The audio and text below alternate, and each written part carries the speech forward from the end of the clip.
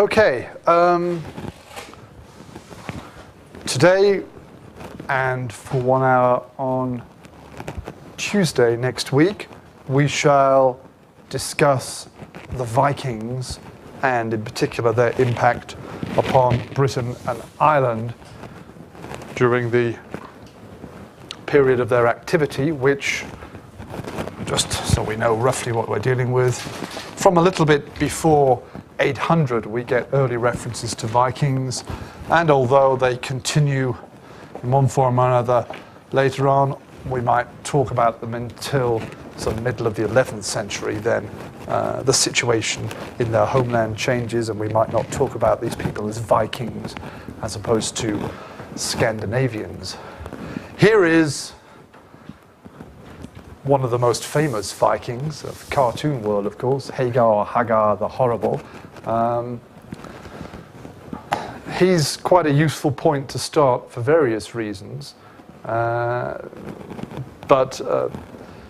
what's the main mistake? What's wrong historically with this picture? And not to say, the color of his hair or something like that, but there is one recurring element in the way that we view or depict Vikings, and I found another one slightly less cartoon-like. I know, MrCostumes.com there, so you can buy your own Viking costume or something. So what does this guy and Hagar, what have they got in common, which is in fact historically inaccurate? Does anyone know? Some people know, because we were discussing it before. We can't. Özge, do you know what's wrong with this picture of Hagar the Horrible? What's the historically incorrect feature there? I think the head. Okay, good start. You're getting hot. You're warm. We don't have evidence that they have worn these hats like this. Yeah, it's the horns. That's right. Okay. I'm not really sure when it started. Perhaps we might think like 19th century or something like that, with paintings or whatever. But this classic image of the Viking warrior, whether, as we say, cartoon-like here, or this commercial one here with this guy who's got a very fine set of horns on his head. As far as we know from archaeological evidence, obviously some Vikings will have worn helmets to protect their heads. Not all of them, I don't suppose, but it was not common for them to have these horned heads. So let's dispel that myth at the start. So before we look at the British Isles in a bit of detail, let's have a look at sort of the background to the Vikings, and Cengiz has already been doing that today a bit with my colleague Paul, I believe. Here is a nice map taken from Gwyn Jones's book, The Vikings, if I remember, which kind of shows the world according to the Vikings. Now, obviously, their homelands were this area, which is what we call Scandinavia.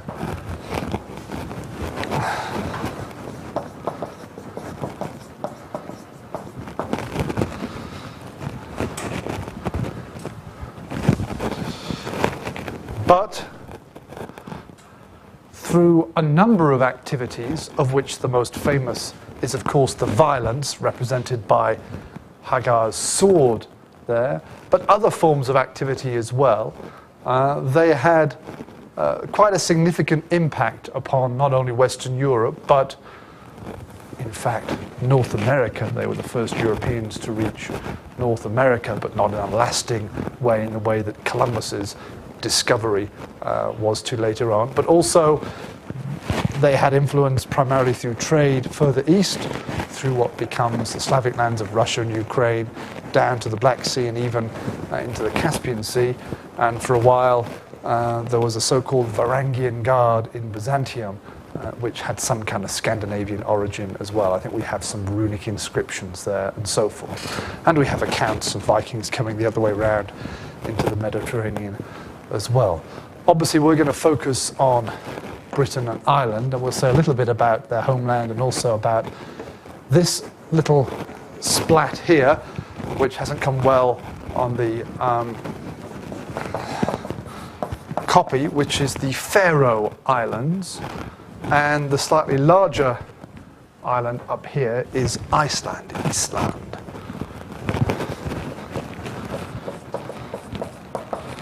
I won't say much today about Greenland. They called it green to encourage people to go there, I suppose, or these areas here in what's now Canada. This is the famous archaeological discovery at Lance aux Meadows, which they called Vinland, which may or may not mean wineland. There's some debate about that, I think. So we're focusing on here, but trying to put it briefly into the bigger context of Viking activity in general. So, in addition to being violent raiders, I'll put the word up there because many, many years ago in the history of civilization, I spent 5 or 10 minutes discussing Vikings as raiders rather than traders, and at the end of it, someone put their hand up and said, "Hodjam, what does raiding mean?" So I have to start again. So raiding means obviously attacking, plundering, and stealing things from a person or usually a group of people, a settlement or whatever. And that's the common image we have of a Viking band arriving in their longship, and I think we have a famous example of the Oseberg longship found in Norway. Okay, it doesn't have, this one has a nice curling shape. It doesn't have one of those kind of dragon heads or whatever, but still characteristic and very famous one in the burial, I think. Arriving in these ships, attacking a village or a church or something, and then running away. That's the classic idea of the raid image. Trade, we shall discuss a little bit more, very important. In addition, but not for the sake of it, I don't suppose, they were involved in significant exploration. Okay, this is how they found Greenland and North America. And in addition, as a result, they often were involved later on, at least, in significant settlement of certain areas, which may, depending on how things go, lead to notable political change in some places. So, for example,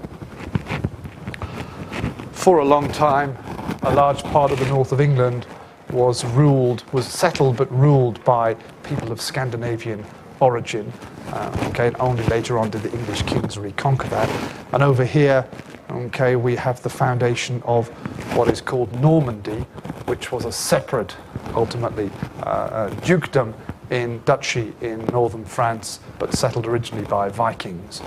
To some extent independent from the King of France, but it becomes part of the Kingdom of France in the way it's organized later. We'll return to Normandy in a few weeks' time.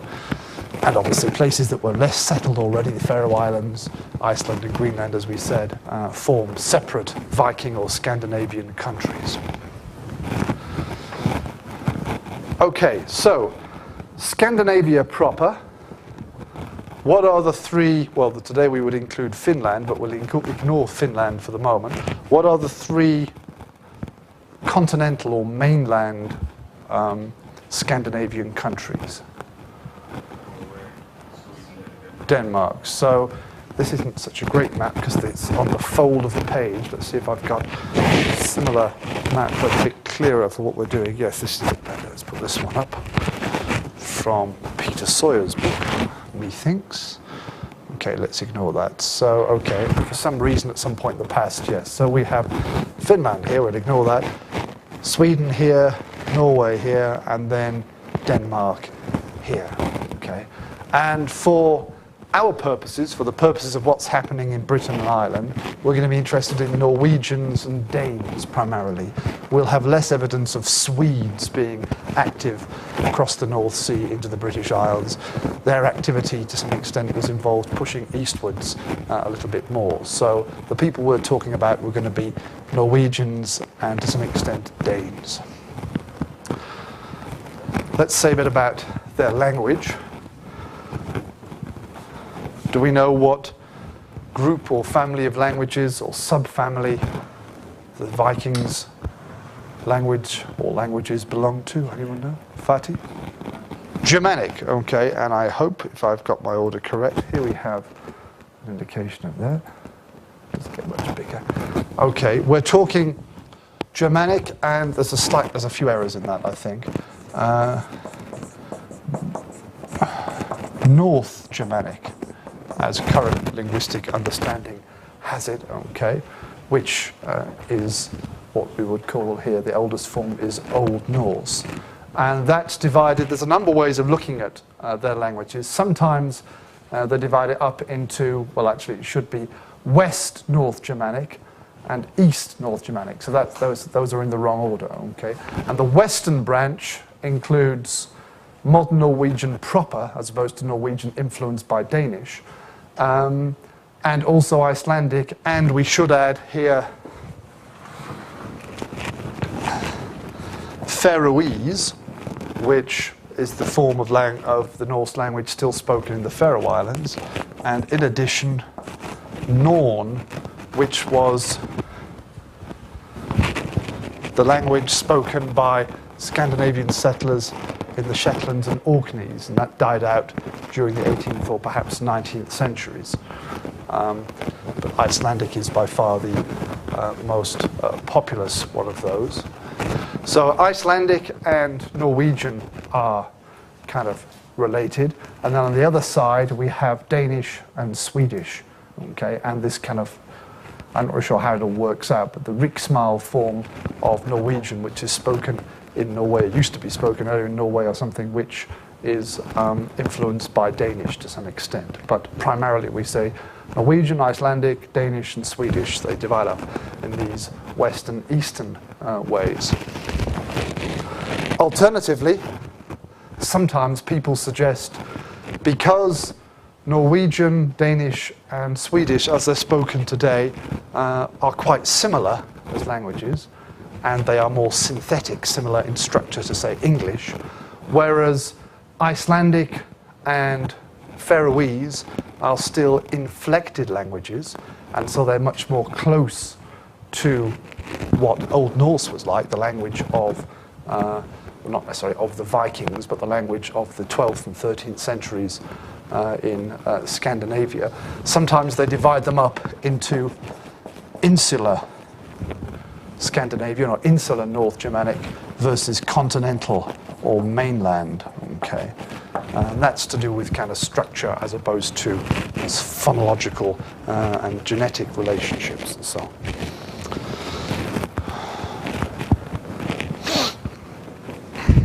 Another point to make about the Vikings, as well as being Scandinavian and speaking the language, is for a large part of the period, most of the people that we will call Vikings were pagan.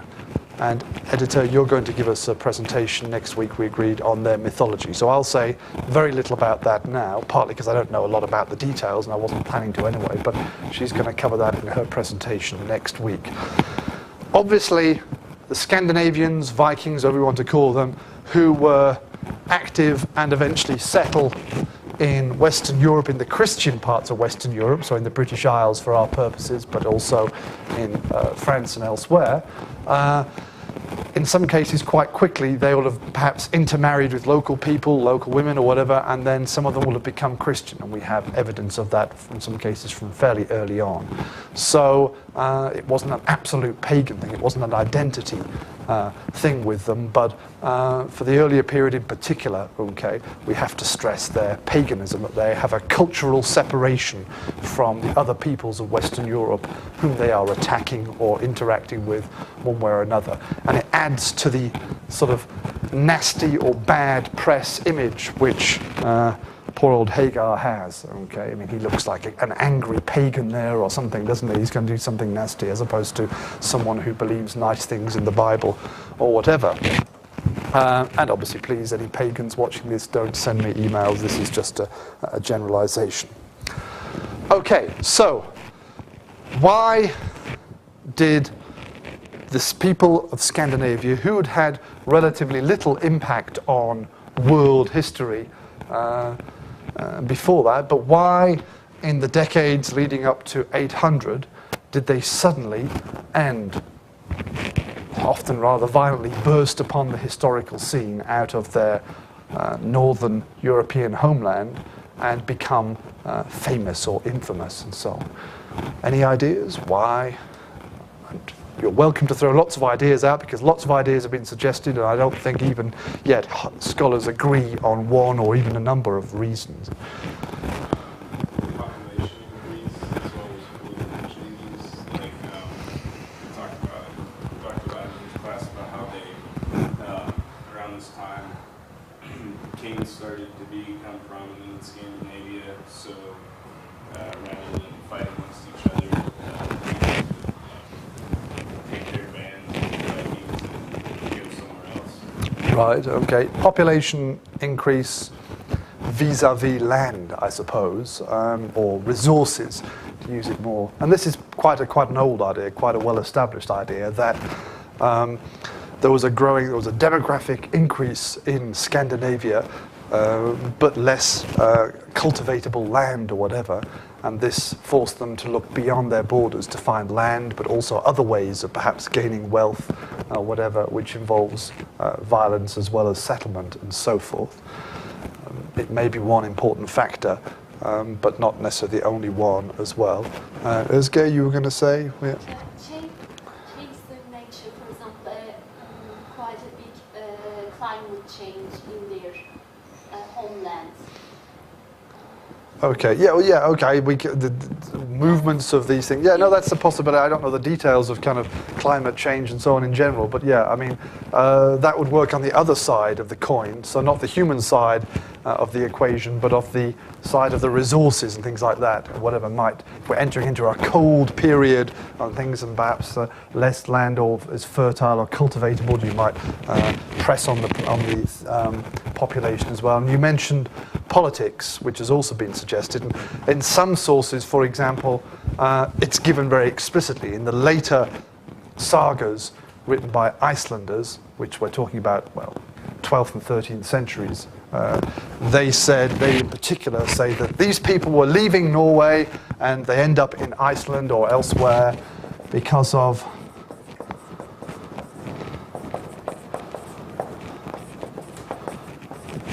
the activities of a guy called Harald Haarfagr, Harold Finehair or Fairhair, who was supposedly I think in the 9th century is consolidating, or 10th century, sorry, is consolidating his political power in Norway and obviously undermining the power of certain elites and so on. But his period of activity is quite late, okay? We can't use him to explain Viking raids at the end of the 8th century, for example. Norway, a little bit earlier, we see some kind of political centralization, political activity, and they're interacting with the growing power of Charlemagne and his successors as they're spreading the Frankish Empire, so that might have an effect on them as well. And so we get a picture of things going on here a little bit. Political change a bit later in Norway, we suspect, and things like that. We have evidence of the archaeological evidence of their longships, of their famous boats and so on, which allowed them obviously to take long journeys across, not just across rivers and around the coastline, but also across vast areas of open sea, which other people in Western Europe didn't have that technology at that point. Effectively, they had an initial sort of monopoly on that, the way that they put their ships together and so on, clinker-built bases and things like that.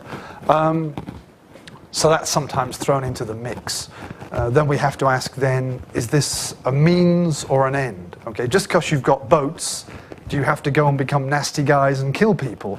Well, they did other things as well, as we say, and so on, but was it something which led them to use the boats or even press them to make better boats and leave Scandinavia rather than the boats themselves explaining that? But again, perhaps it's just a big mixture of things. And what's often been said, this is not my phrase, is that different Vikings were doing different things for different reasons at different times. Okay, so there's no one single reason to explain the development or characteristic features of the Viking Age. It was a very mixed period and had different explanations at different times, and so on.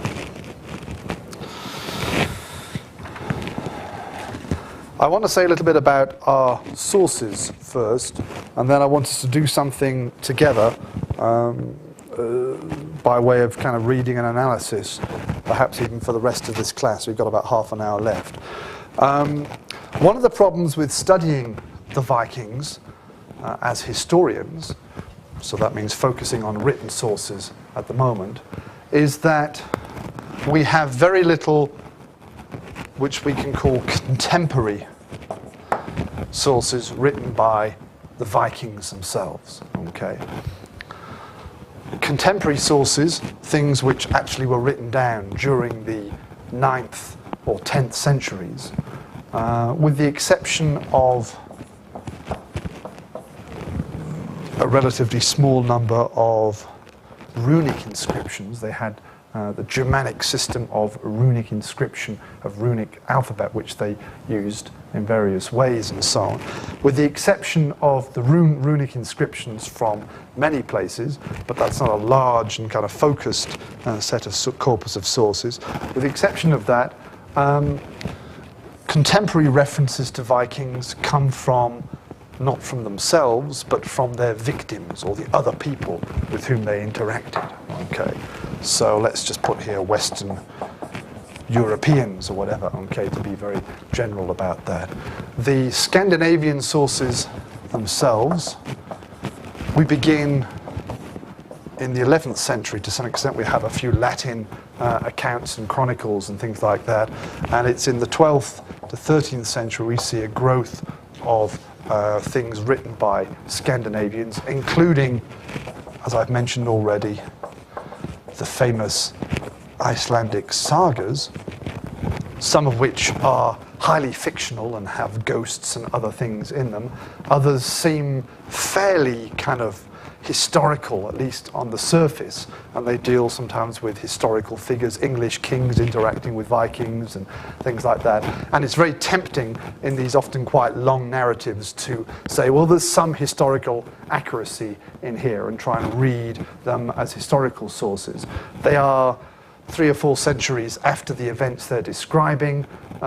They've been passed down, perhaps in some cases by oral tradition, but they've also been changed and written down for particular purposes at the time. And it includes references to Harold Fairhair that I mentioned before. And although some historians have used Viking sagas quite a lot in trying to write about the Vikings, in general people say, no, we've got to be very careful about these. It's not to say they're 100% unreliable. It is, for example, from what we would call Icelandic sagas that we know about, that we have an account, or accounts, slightly differing accounts, of Vikings arriving in Vinland in North America. Okay? So there's some accuracy there. The details may not be true, but the general picture is accurate and so on. So, to write about the Vikings, we can say a little bit about them and their society and generalize from things like this. We've got a problem of looking back from their own historical but also not so historical sources from the Central and later Middle Ages, and there's a big methodological problem here. Or we stay with the contemporary sources written down by Western Europeans. Now, the reading material I wanted to give you for this week, but for some strange reason I said I forgot to bring the bibliography and stuff last time, but here's the bibliography. And, sorry, and here's the reading material will come around next.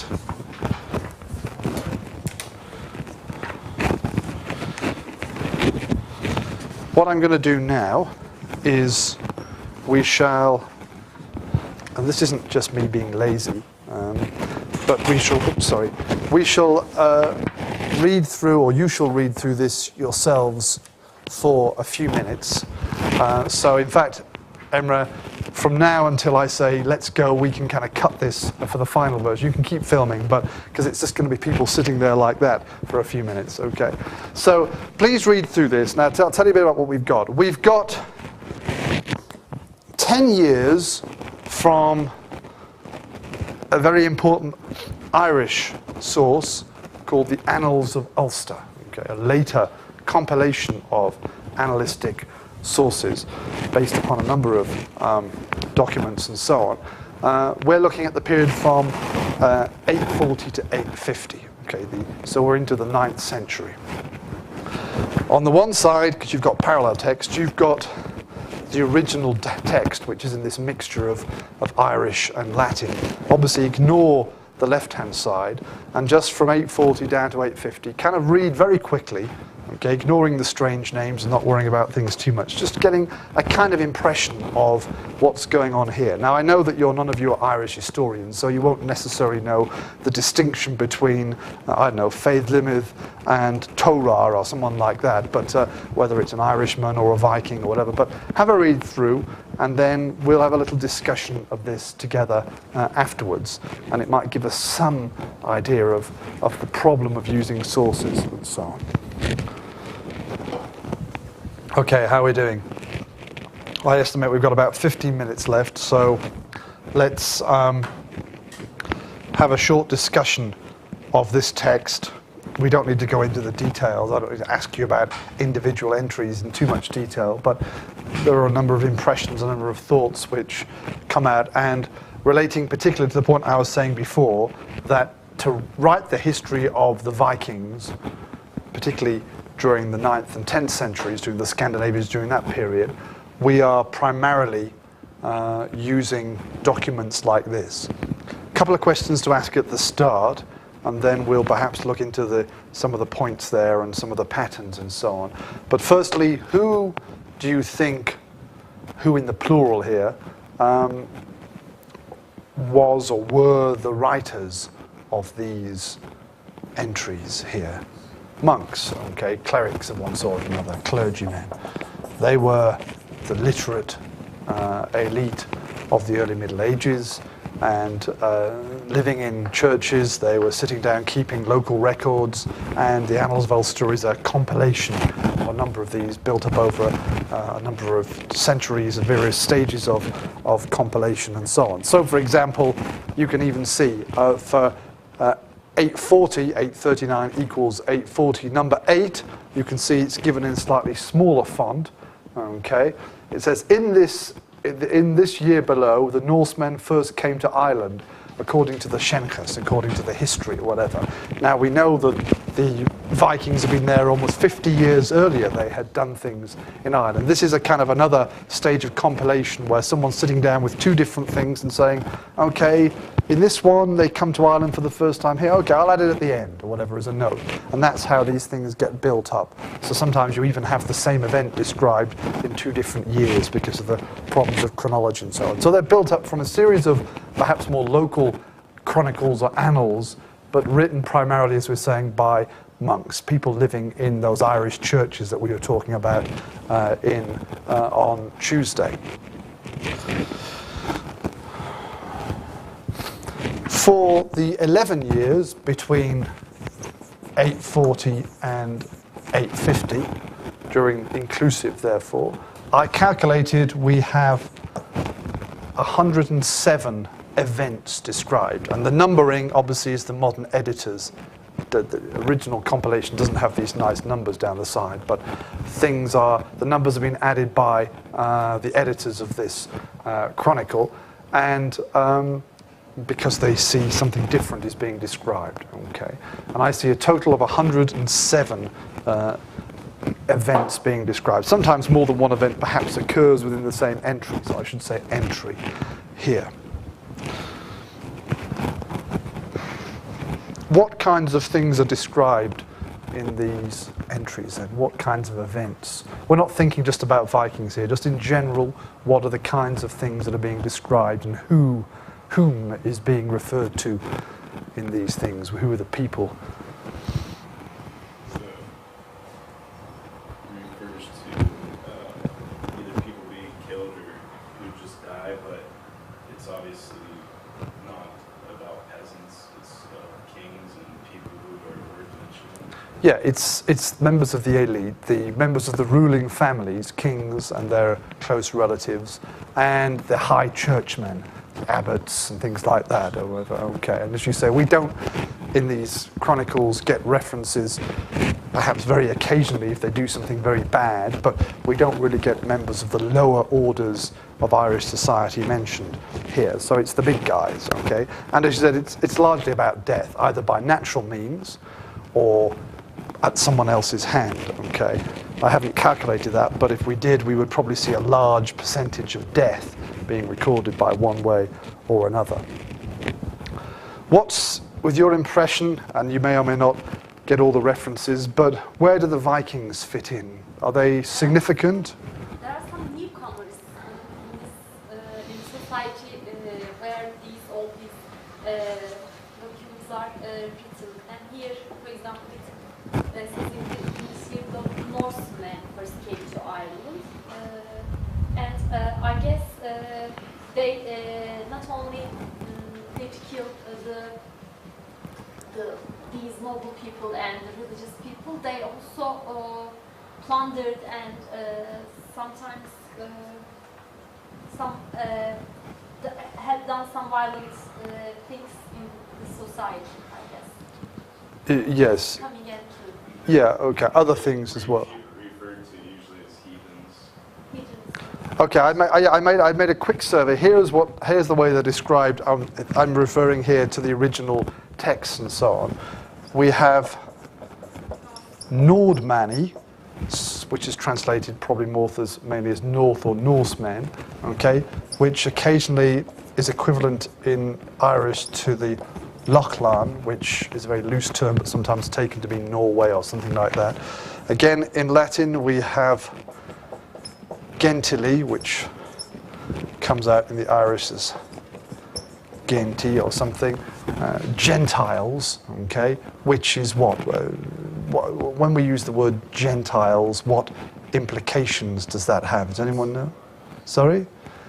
Well, yes, but according to whom? I mean, where does the concept of Gentiles originally come from? Anyone know their Bible or whatever? That's the question I'm asking here.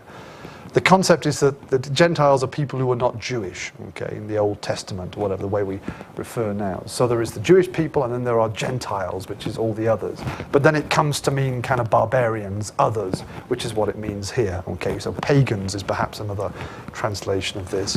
And also, in the Irish, they also sometimes use the word Gael, which means something like foreigner, or whatever, something like that as well. And I think they're all, you'll find different combinations and so on in here. So pagans and heathens, Northmen. So two things, they come from the north, or they're pagans or whatever, or they're just kind of loosely foreigners and things like that. Okay, it's the other phrases. So that tells us a bit about the perspective on their style and things. The Vikings, according to my calculation, occur in 29 out of the 107 entries. Either they get named, very occasionally you get someone mentioned, but for this period it's mainly just references to them. And that's quite a high percentage, I think, fairly high, given that it's meant to be what Irish people are doing, but almost a quarter of what the Irish people are concerned with, or the clergymen who write this down are concerned with, was Viking activity. Okay, so from getting up until going to bed at night, they're kind of worried about the Vikings 25% or more or something like that. And obviously that's not a correct way of putting it, but you get the point. It seems quite high. And I'm sure there are other periods where we'd even get a higher percentage of Viking activity and so on. So, to use the Turkish phrase, they're giving importance to the Vikings in these chronicles during this period. It's a big thing, a big impact on their lives. And as you were saying, it's a fairly violent kind of impact as well, primarily. Killing, stealing, burning, capturing and taking away people and things like that. Okay, that's the main thing. I haven't quantified all those, but you could approach that in another way. Similarly, we get at least a couple of references. Okay, for the year 842, so on the second opening, entry number 10, it says, Covan, abbot of Lindurchel, was fatally wounded and burnt by heathens and Irish. Okay, so they seem to be acting together or independently, but the Irish and the heathens are up to something there. Okay. They obviously thought it worth mentioning. And something later on, let's see if I can find that one quickly. Yes, 847. So a few pages ahead of where you are. 847, number 3. Mael Shechnel destroyed the island of Loch Munriver, overcoming there a large band of wicked men of the Lugni and Gailenga, who had been plundering the territories in the manner of the heathens. Okay, more gentilium in the Latin original. So it's even got to a point, at some point, someone thought, you know, attacking and raiding and killing people or churches was kind of the Moors, the style of the Vikings, Viking style or something like that, or whatever. So at that point, by even before 850, they're describing these things in that way, which is may or may not be interesting, but tells us a little bit about how they perceived these things.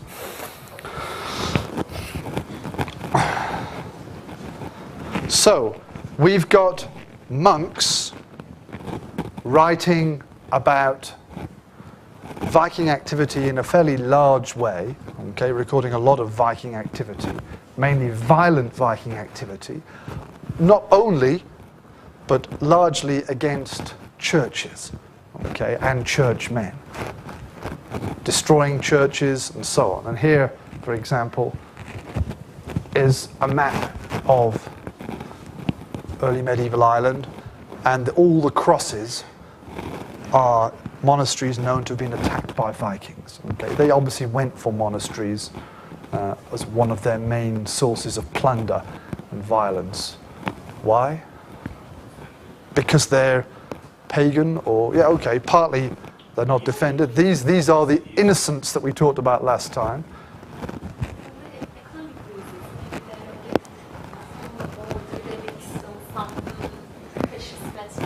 Yeah, I mean, the churches were relatively wealthy, okay, some more than others. They would have had ornaments and things on the altars. They would have had gold, perhaps covers on some of the copies of the Bible and other things. There would have been things worth stealing.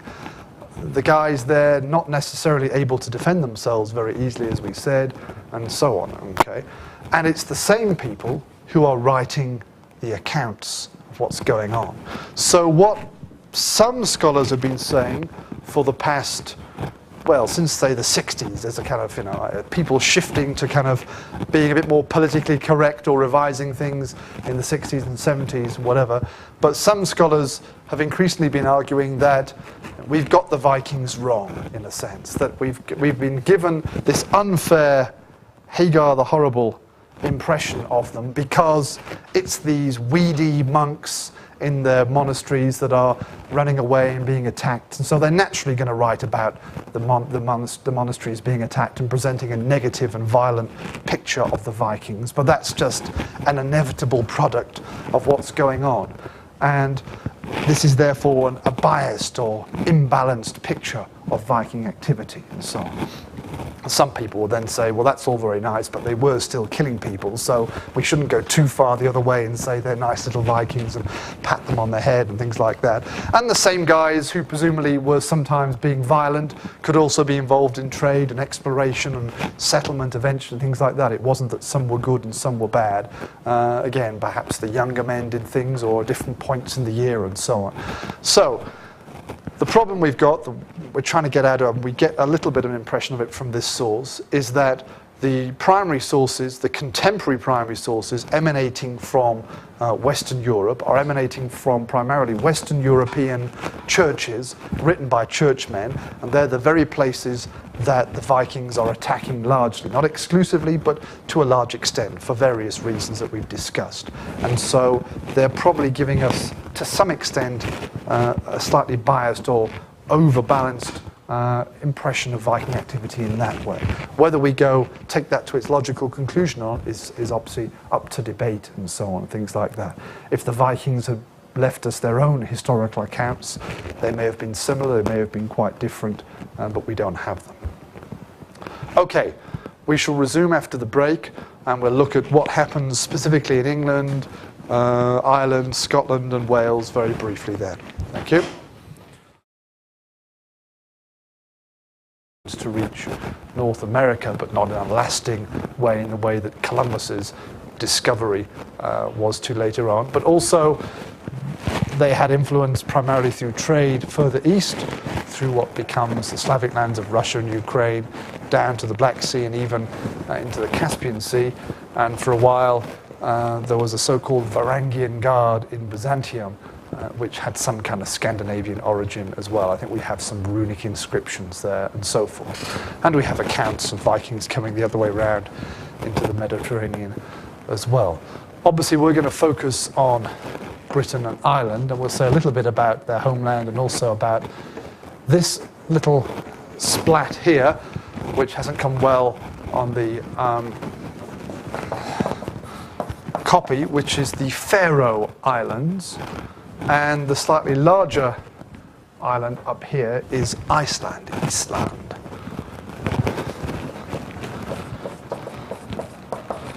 I won't say much today about sort of the background to the Vikings, and Cengiz has already been doing that today a bit with my colleague Paul, I believe. Here is a nice map taken from Gwyn Jones's book, The Vikings, if I remember, which kind of shows the world according to the Vikings. Now, obviously, their homelands were this area, which is what we call Scandinavia.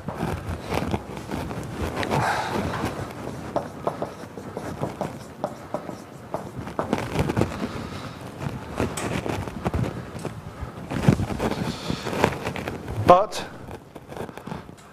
through a number of activities, of which the most famous is, of course, the violence represented by Hagar's sword there, but other forms of activity as well, they had quite a significant impact upon not only Western Europe, but in fact, North America. They were the first European.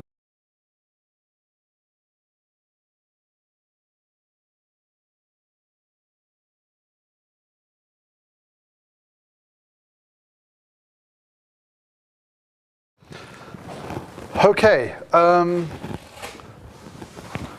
today and for 1 hour on Tuesday next week, we shall discuss the Vikings and in particular their impact upon Britain and Ireland during the period of their activity, which, just so we know roughly what we're dealing with, from a little bit before 800 we get early references to Vikings, and although they continue in one form or another later on, we might talk about them until the middle of the 11th century. Then the situation in their homeland changes, and we might not talk about these people as Vikings as opposed to Scandinavians. Here is one of the most famous Vikings of the cartoon world, of course, Hagar the Horrible. He's quite a useful point to start for various reasons. But what's the main mistake? What's wrong historically with this picture? And not to say, the color of his hair or something like that, but there is one recurring element in the way that we view or depict Vikings, and I found another one slightly less cartoon-like. I know, MrCostumes.com there, so you can buy your own Viking costume or something. So what does this guy and Hagar, what have they got in common, which is in fact historically inaccurate? Does anyone know? Some people know, because we were discussing it before. We can't. Özge, do you know what's wrong with this picture of Hagar the Horrible? What's the historically incorrect feature there? I think the head. Okay, good start. You're getting hot. You're warm. We don't have evidence that they have worn these hats like this. Yeah, it's the horns. That's right. Okay. I'm not sure when it started. Perhaps we might think like 19th century or something like that, with paintings or whatever. But this classic image of the Viking warrior, whether, as we say, cartoon-like here or this commercial one here with this guy who's got a very fine set of horns on his head. As far as we know from archaeological evidence, obviously some Vikings will have worn helmets to protect their heads. Not all of them, I don't suppose, but it was not common for them to have these horned heads. So let's dispel that myth at the start. So before we look at the British Isles in a bit of detail, let's have a look